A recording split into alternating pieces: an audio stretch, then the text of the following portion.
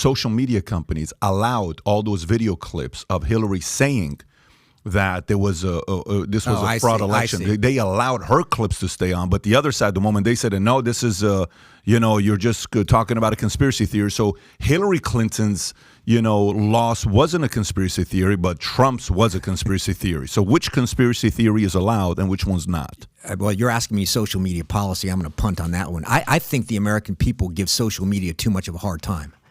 If you want to sit down in Silicon Valley and say there's billions of tweets and I've got to figure out which one's violent, which one's semi-violent. Give me a break. Oh, no, you give me a break. Give me a break, so Mr. Philip Musk. So you think that they should sit down, an American company that's supposed to make money for America and influences the globe and go under because they're hiring Dude, what do you think they should do? You're the same guy that said you can't treat me like a dog and put a muzzle on my mouth. I'm going to say whatever I want and you can't silence me. You said that. You said that on CNN. You said this. That's what I'm saying. I think they should spend less time silencing people unless. Okay, cool. Then that's what I'm saying. Yeah. Unless. Yeah. When you get into suggesting violence, and I mean suggesting, I don't mean asking for. I think you're done. I think you're done. Okay, fair enough. I believe the Congress should be saying these are American businesses making a lot of money. How do we make their jobs more doable instead of kicking their ass? So then, if you're saying that you can't put any violence. Last week, the current member of parliament of Turkey got up and on his Twitter account put a video of him speaking, saying, if you can find it, saying, hey, Armenia, let me remind you guys what we did to you.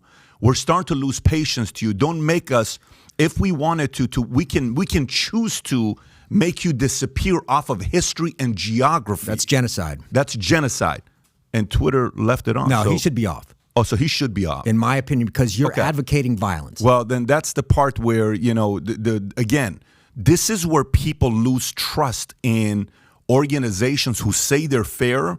And then the American people say, you're full of shit. You're not fair. You're taking sides. Yep. And that's why people are losing a little bit of trust in different institutions. Look, I have 4 kids.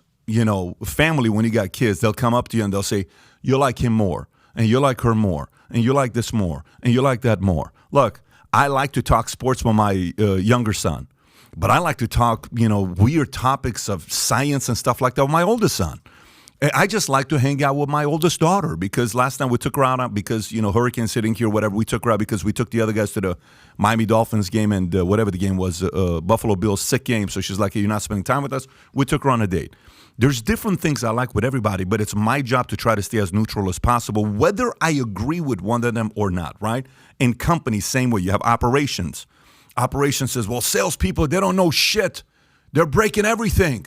And then sales says, operations, they're so slow. So that is a sign of leadership, and we have a hard time doing that. I think you're exactly right. I mean, I mentioned leadership before and the significance of leadership. I thought leadership would decline in the age of social media because people would just look at different sources of information and absorb them. And then you realize, senators, members of Congress, presidents, Supreme Court justices, which is a different story, really still influence people. The way they should influence people, and let me give you a specific example in a second, is by saying, let's have a conversation. So let's take the wall. If you're on one side, you'd say the wall keeps illegal immigrants out. If you're on the other side, you say this is a land of immigrants and this violates the principles of what America is.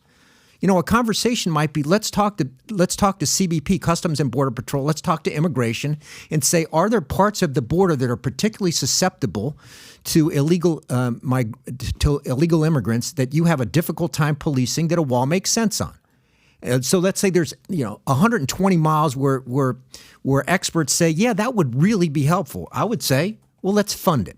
There's a compromise. We're going to fund some of a wall, but we're not going to fund a wall in areas where maybe this is not that significant a problem. Okay, done. Yeah. We finished that because, of course, you agree with me. We finished that in 30 seconds. No, but what you're saying, but then the lack of leadership is the fact that the border czar, a lady named Kamala Harris, who's the vice president, refuses to go to the border to see what's going on. So you lose again credibility.